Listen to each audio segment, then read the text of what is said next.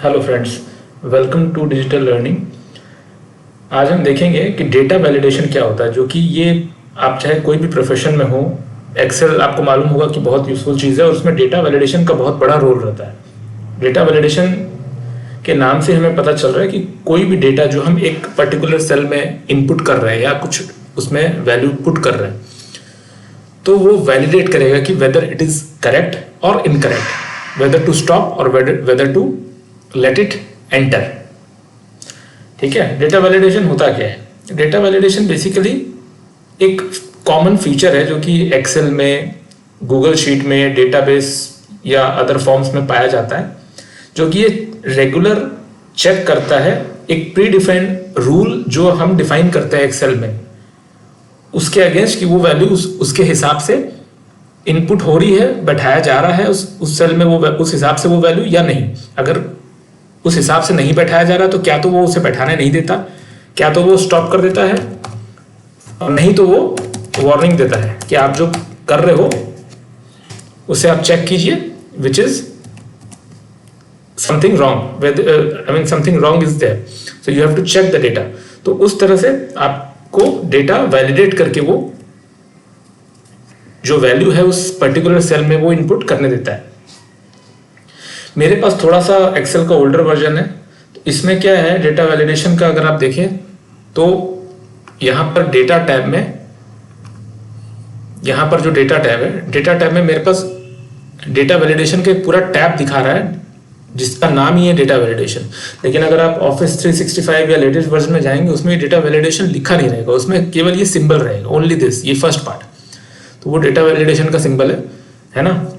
थोड़ा सा समझते हैं कि क्या है ये डेटा वैलिडेशन, यूज कैसे करते हैं। जैसे इसमें गए हम, फॉर एग्जांपल यहाँ डेटा वैलिडेशन में जाते हैं, डेटा वैलिडेशन। अब यहाँ पर चलिए, उससे पहले मैं आपको बताता हूँ, जैसे आप यहाँ एक पर्टिकुलर सेल में, जैसे मैंने एक वीक का नाम मैं डेज एंटर करता हूँ, संडे, मंडे, और उस हिसाब से देखिए यहाँ पर जो प्लस का जो हैंडल बार आ रहा है, इसे मैं अगर ड्रैग करता हूँ, ड्रॉप डाउन करता हूँ, तो यहाँ थर्सडे ऑटोमेटिक यहाँ आ जाएगा सैटरडे तक। तो यहाँ ऑटोमेटिक ये क्यों आ गया, है ना? ऑटोमेटिक कैसे इसने ये वैल्यू ले लिया, इसके पीछे का रीजन है कस्टम लिस्ट।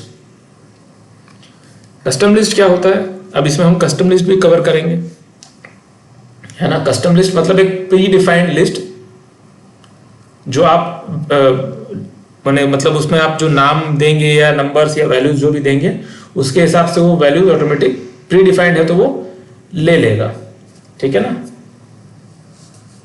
अब कस्टम लिस्ट कहाँ से हम जाते हैं, देखिए यहाँ पे फाइल में जाएंगे, कस्टम लिस्ट कहाँ से आता है, ये जो संडे मंडे ऑटोमेटिक जो इसने मैंने ड्रैग किया और ये ले लिया, ये कहाँ से आया। फाइल में जाएंगे, फाइल में जाके देखिए यहाँ आप अकाउंट में जाएंगे, ऑप्शंस में जाएंगे, सॉरी ऑप्शंस में आप जाएंगे, फाइल में, फिर बताता हूँ आपको, फाइल में जाएंगे, यहाँ ऑप्शंस में जाएंगे, ऑप्शंस में एडवांस्ड में जाएंगे, और एडवांस्ड में आप लास्ट की तरफ देखेंगे, यहाँ पे देखिए ये कस्टम लिस्ट है, this create list for use in sorts and fill sequences, edit custom list. यहाँ कस्टम लिस्ट में देखिए ऑलरेडी संडे मंडे ये सब डाला हुआ है, या अगर मैं मंथ डालता हूँ, देखिए मंथ भी डाला हुआ है। तो इससे क्या होगा, अगर मैं मंथ यहाँ पुट करता हूँ, देखिए मैं आपको बताता हूँ, मान लीजिए जैन, फेब, मार्च, एक सीक्वेंस में।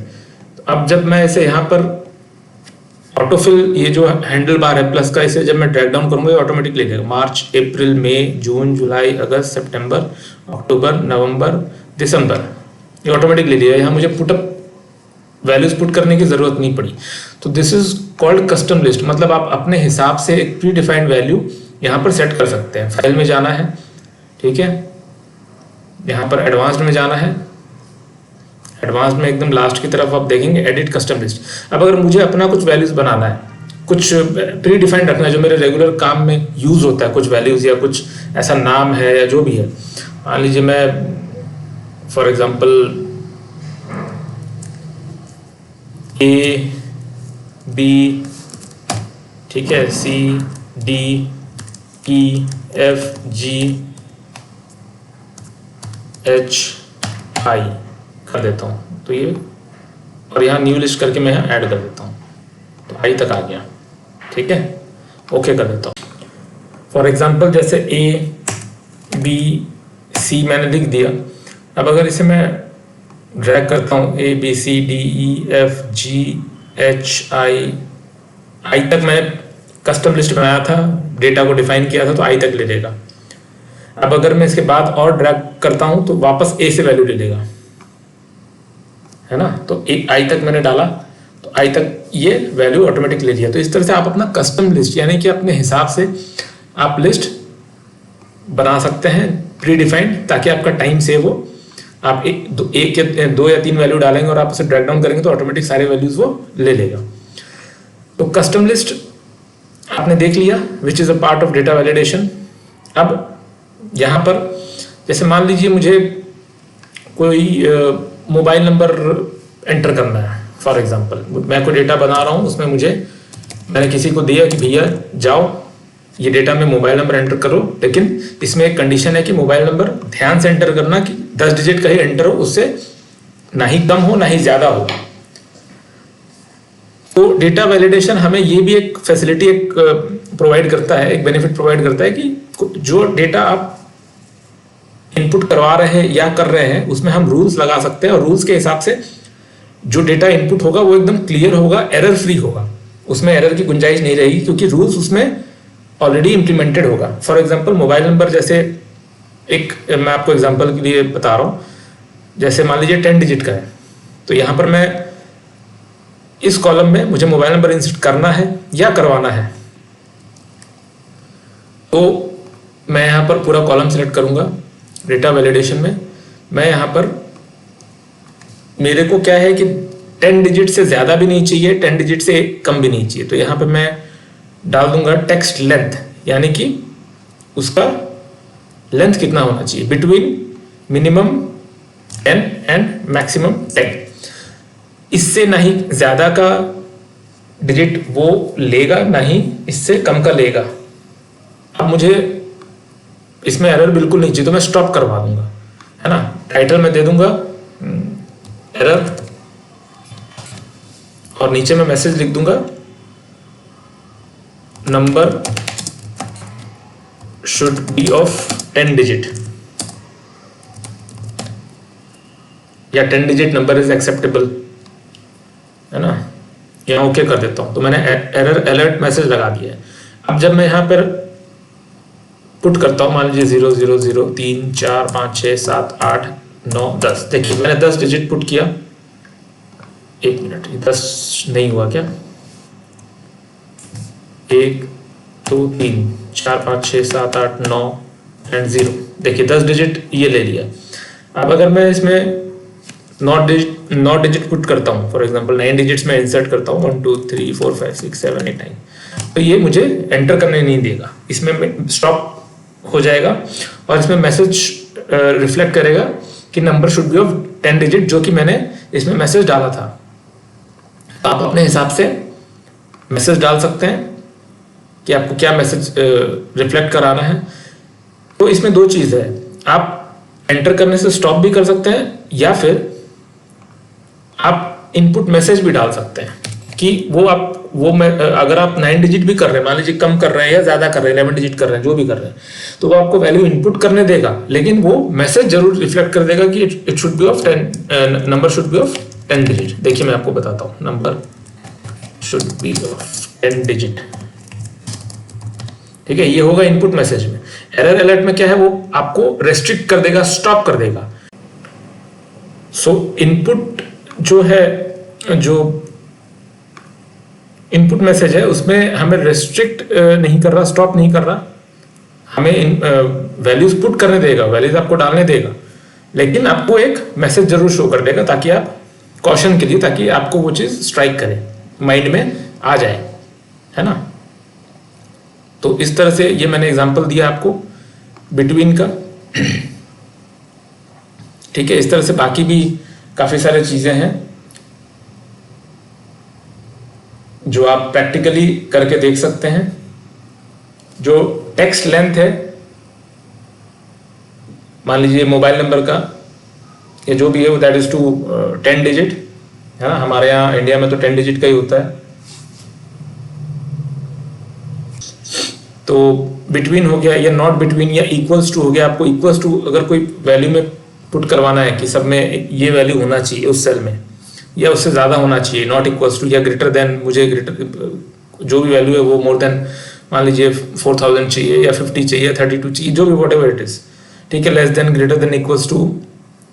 तो इस तरह से आप डेटा में कर सकते हैं। टेक्स्ट लेंथ अलाउ क्या आप कर सकते हैं, उसमें भी बहुत सारी चीज़ें हैं। एनी वैल्यू में भी जा सकते हैं, होल नंबर में भी जा सकते हैं, डेसिमल में आपको देना है। आपको लिस्ट अगर तैयार करना चाहते हैं, फॉर एग्जांपल जैसे मैं लिस्ट पे आता हूँ, देखिए मुझे एक डेटा वैलिडेशन में एक ड्रॉप डाउन चाहिए। जैसे मान लीजिए मैं यहाँ एक मुझे ड्रॉप डाउन बेसिस पे काम करना है। एक लिस्ट में प्री डिफाइंड बना लेता हूँ, या मैं डेटा वैलिडेशन में ही क्रिएट कर लूँगा, आपको दिखाता हूँ। जैसे मान लीजिए यहाँ पे मैंने अपनी लिस्ट ऑफ आइटम्स फूड का कुछ बना दिया। मान लीजिए यहाँ पर मैंने सेलेक्ट किया, डेटा वैलिडेशन में मैं जाता हूँ, यहाँ पर लिस्ट में जाते हैं और यहाँ पर मैं दे देता हूँ बर्गर। मेरे पास क्या क्या है, burger, pizza, cold drinks, sandwich, T, coffee, ये सारी चीज़ें मेरे पास है। तो मैं इसका ड्रॉप डाउन, हालांकि आप एक लंबा लिस्ट है तो आप उसे कस्टम लिस्ट में भी जाके बना सकते हैं, या कहीं मास्टर कोई शीट में जाके उसे यहाँ से सिलेक्ट भी कर सकते हैं डायरेक्टली लाइक दिस, है ना। तो वो लिंक वहाँ पर सेव हो जाएगा अगर डेटा बड़ा है तो। मैं अभी आपको एग्जांपल के तौर पे बता रहा हूँ ताकि आपको समझ में आए कंसेप्ट क्या है बेसिकली। तो यहाँ पर मैंने लिस्ट बना लिया इन सब आइटम्स का। अब यहाँ पर अगर मुझे सिलेक्ट करना, देखिए मेरे पास ऑप्शंस आ गया, है ना। मैं अगर सब जगह ये लिस्ट, यहाँ सब जगह मैंने कंट्रोल सी किया उस सेल्स का, उस सेल को कंट्रोल सी किया और बाकी जगह कंट्रोल वी कर दिया लाइक दिस। और यहाँ पर वैल्यूज मैंने डिलीट कर दिए ताकि जब मैं सिलेक्ट करूँ तभी आए। यहाँ पिज़्ज़ा, यहाँ पर हो गया यहाँ हो गया बर्गर, यहाँ पर मैं लेता हूँ कोल्ड ड्रिंक्स। तो यहाँ पर मेरे पास लिस्ट का ड्रॉप डाउन आ गया बेसिकली। मुझे बार बार टाइप करने की जरूरत थी, मैंने एक बार एक मास्टर डेटा बना दिया और उसमें से मुझे खाली ड्रॉप डाउन पे सिलेक्ट करना है। मान लीजिए टी है, कॉफ़ी है। तो इस तरह से आप ड्रॉप डाउन में भी काम कर सकते हैं डेटा वैलिडेशन पे। अच्छा, अब मान लीजिए फॉर एग्जांपल ये तो आपको लिस्ट का तो पता चल ही गया, है ना। अब डेटा वैलिडेशन में जैसे अगर मैं चाहता हूँ कि स्टूडेंट का मार्क्स एंटर करना है और वो 0 to 100 के बीच में ही एंटर हो, तो यहाँ मैंने होल नंबर सिलेक्ट कर लिया। यहाँ बिटवीन फॉर एग्जांपल 0 to 100, तो आप वैसे भी कर सकते हैं, लेकिन इस कॉलम को मुझे पूरा पहले आपको पूरा सिलेक्ट करना पड़ेगा। उसके बाद मान लीजिए मैंने यहाँ होल नंबर डाल दिया बिटवीन 0 to 100। मैं चाहता हूँ कि स्टूडेंट का मार्क्स इसके बीच में ही हो, इससे 100 से ज़्यादा ना हो, मैक्सिमम 100।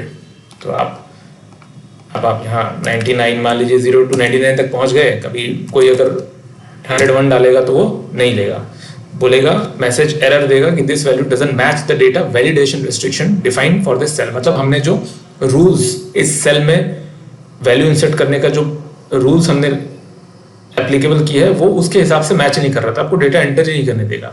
100 तक हमने किया, देखिए 100 तक आपको करने दे रहा है, 105, 150 नहीं देगा। तो इससे क्या होता है, आपका डेटा जो है एरर फ्री हो जाता है।